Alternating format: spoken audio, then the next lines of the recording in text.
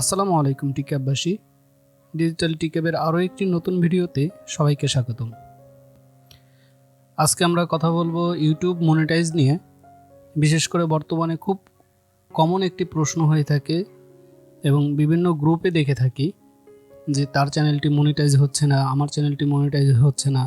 আসলে মনিটাইজ হচ্ছে না বা কেন হচ্ছে না এটা নিয়ে আমরা আসলে আজকে আলোচনা করব। ইউটিউব কোন কোন ভিডিওর উপরে মনিটাইজ এখন দিচ্ছে না বা আগামীতেও কখনো দিবে না।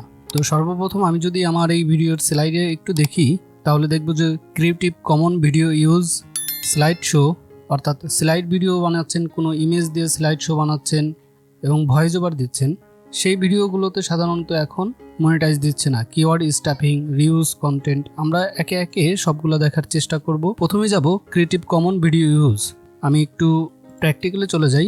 যদি ইউটিউবে গিয়ে আমি কোনো একটি ভিডিও সার্চ করি, ধরুন নেচার লেখে যদি আমি ইউটিউবে সার্চ করি, ইউটিউবে সার্চ করার পর আমরা কিছু ফিল্টারিং পাবো। ফিল্টারিংয়ে আসার পর ক্রিয়েটিভ কমন, যখন আমরা এই অপশনটিতে যাব, অর্থাৎ আপনি এই ভিডিওগুলো আপনার কন্টেন্টে ইউজ করতে পারেন। সেক্ষেত্রে আপনি যে ভয়েস ওভার দিয়ে থাকছেন বা কোনো ধরনের মেকিং ভিডিও বানাতে চাচ্ছেন, স্টোরি টাইপ যে ভিডিও বানান, সেই ভিডিওতে সাধারণত দেখা যাচ্ছে অনেকেই ক্রিয়েটিভ কমন ইউজের যে ফুটেজ আছে সেই ফুটেজগুলো নিয়ে ব্যবহার করে থাকে। এখন থেকে আপনারা যদি এই ধরনের কোনো ভিডিও বানাতে থাকেন বা ভিডিও বানান, তাহলে সেক্ষেত্রে আপনি মনিটাইজেশন পাবেন না। তবে আপনি ফেয়ার ইউজের জন্য যে 10 থেকে 15 সেকেন্ড আপনি যদি খুব প্রয়োজন অন্য জায়গাতে পাচ্ছেন না, তো সেক্ষেত্রে আপনি ইউজ করতে পারেন ফেয়ার ইউজের পলিসি হিসেবে। কিন্তু আপনি ফুল একটি কন্টেন্ট ডাউনলোড করে সেখানে ভয়েস ওভার দিয়ে কালার গ্রেডিং করে যদি আপনি ভিডিও আপলোড করেন, এই ভিডিওতে আপনি মনিটাইজেশন পাবেন না।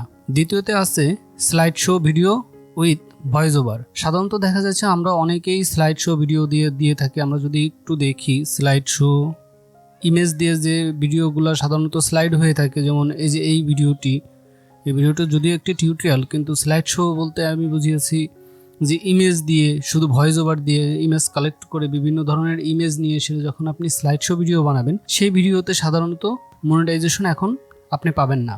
তাই যদি এই ধরনের কোনো কন্টেন্ট বানিয়ে থাকেন তো অবশ্যই এটা অ্যাভয়েড করবেন, কারণ স্লাইড ভিডিওতে বর্তমানে মনিটাইজেশন দেয় না। তবে আপনি স্টক ভিডিও ইউজ করে এই ধরনের কাজ করতে পারেন। স্টক ভিডিও ইউজ করার জন্য আছে পিক যাবে, এখানে আপনি অনেক ধরনের ভিডিও পাবেন, ফুটেজ পাবেন। আপনি এই ধরনের ভিডিও ফুটেজ নিয়ে ইউজ করতে পারেন, সেক্ষেত্রে আপনি মনিটাইজেশন পাবেন। এবং অবশ্যই আপনি স্টোরি মেক করতে হবে সেই রিলেটেড কিছু ভিডিও, এবং ভিডিও ফুটেজগুলো ইউজ করছেন সেগুলো যেন র্যাপিডলি প্রত্যেকটা ভিডিওতেই চলে না আসে।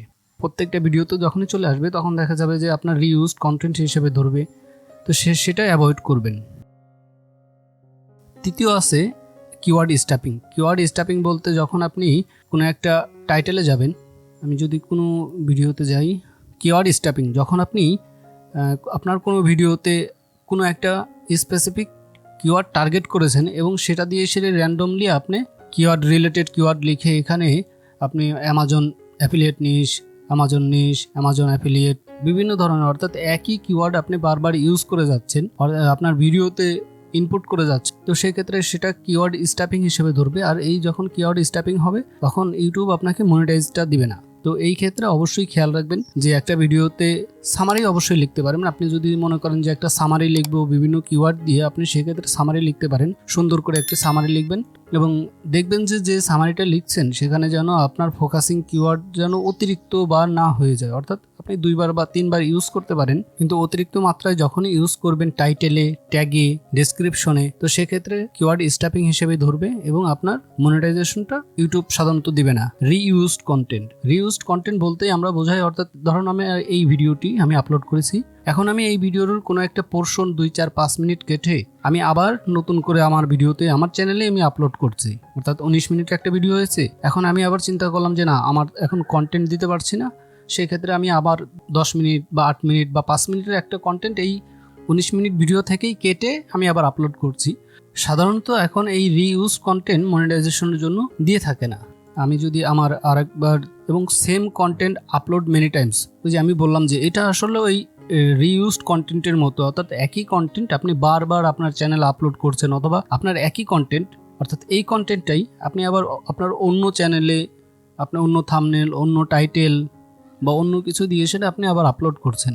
তো সেক্ষেত্রে আপনার যখন এইটা ইউটিউব অ্যালগোরিদম অনেক চালাক, আর যখন আপনি মনিটাইজেশনের জন্য অ্যাপ্লাই করেন তখন আসলে ইউটিউব রোবট দেখে না, তখন এই সকল চেক দেওয়ার জন্য ইউটিউবে অনেক লোক অলরেডি কাজ করে, তারা ম্যানুয়ালি চেক দেবে এবং তাদের কাছে যে ইন্টারফেস বা তাদের যে ম্যাচিং টুলটা আছে সে ইজিলি দেখতে পারবে যে একই কন্টেন্ট আপনি কত জায়গায় আপলোড করেছেন। যখন তারা এই ম্যাচটা খুঁজে পাবে তখন সাধারণত আপনাকে মনিটাইজেশনটা দিবে না। যখন তারা বুঝতে পারবে যে একই আইপিআর আন্ডারে, একই ব্রাউজারের আন্ডারে আপনি সকল ভিডিও অর্থাৎ মাল্টিপল অ্যাকাউন্টে মাল্টিপল একই ভিডিও বারবার আপলোড করছেন, এটা আসলে অনেকটা রিইউজড কন্টেন্টও একই আপলোড, রিইউজড কন্টেন্টটা একই চ্যানেলে আপলোড করা বারবার, আর same content upload many time বলতে আপনার বিভিন্ন চ্যানেলে।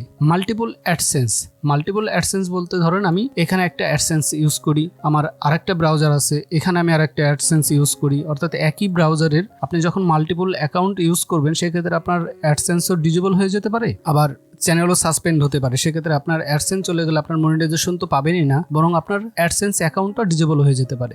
রোবট সাবস্ক্রাইবার আর ওয়াচ টাইম, দেখবেন বিভিন্ন ফেসবুক গ্রুপ বা অনেকেই বলে থাকে যে ফেসবুকে অ্যাডও দিয়ে থাকে যে তারা 1000 সাবস্ক্রাইবার সাথে আপনাকে 4000 ওয়াচ টাইম দিবে। তো তখন তারা যেভাবে দেয় এটা সাধারণত বট হিসেবে দেয়। আপনি যদি গুগলে সার্চ করেন যে ইউটিউব বট, এই ধরনের অনেক পেইড টুল আছে, ইউটিউব বট ভিউ, এই ধরনের অনেক পেইড টুলস আছে, অনেক পেইড টুলস আপনি পেয়ে যাবেন, যে সকল পেইড টুল দিয়ে সাধারণত তারা একটা প্যাকেজ কিনে নেয় এবং প্যাকেজ কিনে সেই বটের আন্ডারে আপনাকে চ্যানেলের একটা ভিডিও দিয়ে এসে সে ভিডিওটা দিতে থাকে। তো যখনই আপনি রোবট ভিউ থেকে নেবেন সাবস্ক্রাইবার এবং ওয়াচ টাইম, এটা অবশ্যই ইউটিউব বুঝে যেতে পারে যে এটা একটা বট ভিউ এবং বট সাবস্ক্রাইবার অর্থাৎ ফেক সাবস্ক্রাইবার।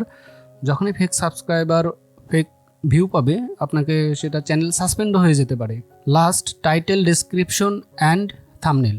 এখন আমরা যদি যাই যে আমি সাধারণত এটা দিয়েছি অ্যামাজন অ্যাফিলিয়েট নিশ রিসার্চ, অর্থাৎ অ্যামাজন নিশ রিসার্চ করার জন্য কি পন্থা আমি সেটা দেখিয়েছি। এখন আমি যদি এই ভিডিওটা এই টাইটেল দিতাম যে অ্যামাজন অ্যাকাউন্ট কিভাবে খুলবেন, অ্যামাজন অ্যাকাউন্ট একটি ওয়েবসাইট কিভাবে বানাবেন, অর্থাৎ আপনি যে ভিডিও বানিয়েছেন সেই ভিডিওর সাথে আপনার টাইটেলের কোনো ঠিক নেই। আপনি সাধারণত ক্লিক বিট নেওয়ার জন্য অর্থাৎ ভিউ বেশি নেওয়ার জন্য আপনি এখানে দেখাচ্ছেন একদিনে অ্যামাজন থেকে আয় করুন $100 বা $1000।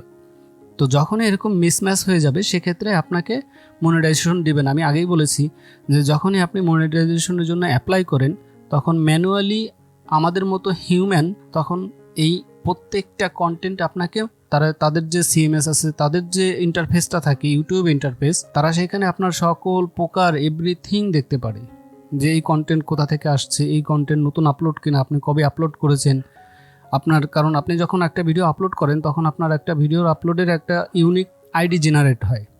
বিশেষ করে যারা সিএমএস ইউজ করেছেন, ইউটিউব সিএমএস ইউজ করেছেন তারা বুঝতে পারবেন, অথবা ফেসবুক রাইট ম্যানেজার ইউজ করেছেন, দেখবেন যে বিষয়টা একই। তো যখন ইউটিউবের কোনো হিউম্যান কোনো ওয়ার্কার যখন আপনি অ্যাপ্লাই করেন তখন এই জিনিসটা তারা সব কিছুই দেখতে পারে যে আপনি কী ধরনের টাইটেল দিয়েছেন, কী ধরনের ডেসক্রিপশন দিয়েছেন, আপনি ভিডিওটা কতবার ইউজ করেছেন, আপনার মাল্টিপল অ্যাডসেন্স কিনা। আপনার অ্যাডসেন্স অ্যাকাউন্ট আপনি অন্য কোনো ব্রাউজারে ইউজ করতে পারেন, ক্রোম হতে পারে, অপেরা হতে পারে, তবে গুগল ক্রোমে আপনি একটাই থাকবে। এখানে যখন আপনি মাল্টিপল ইউজ করবেন সেক্ষেত্রে আপনার অ্যাডসেন্স অ্যাকাউন্টও সাসপেন্ড হওয়ার ভয় থাকে, সাথে ইউটিউব চ্যানেলও। আজ এই পর্যন্ত, সবাই ভালো থাকবেন, আর আমাদের চ্যানেলে নতুন হয়ে থাকলে অবশ্যই সাবস্ক্রাইব করবেন। চেষ্টা করব আপনাদের সামনে আরও নতুন ভালো ভিডিও নিয়ে আসার জন্য, যা দিয়ে আপনারা ভালো একটি গাইডলাইন পান, অর্থাৎ আর্নিংয়ের জন্য যে একটা ভালো গাইডলাইন পান। অলরেডি আমরা শুরু করেছি অ্যামাজন অ্যাফিলিয়েট মার্কেটিংয়ের একটা কোর্স শুরু করেছি, ফ্রিতেই পেয়ে যাবেন, এবং এই ফ্রিতে পাওয়ার জন্য আপনি আমাদের চ্যানেলে যাবেন এবং অ্যাফিলিয়েট প্রোগ্রাম একটি ফুল কোর্স নামে একটি প্লেলিস্ট আছে, আপনি এই প্লেলিস্টের মধ্যে সকল ভিডিও পেয়ে যাবেন। তো পরবর্তী ভিডিও পেতে আমাদের চ্যানেলে সাবস্ক্রাইব করে সাথেই থাকুন। সবাই ভালো থাকবেন, ধন্যবাদ।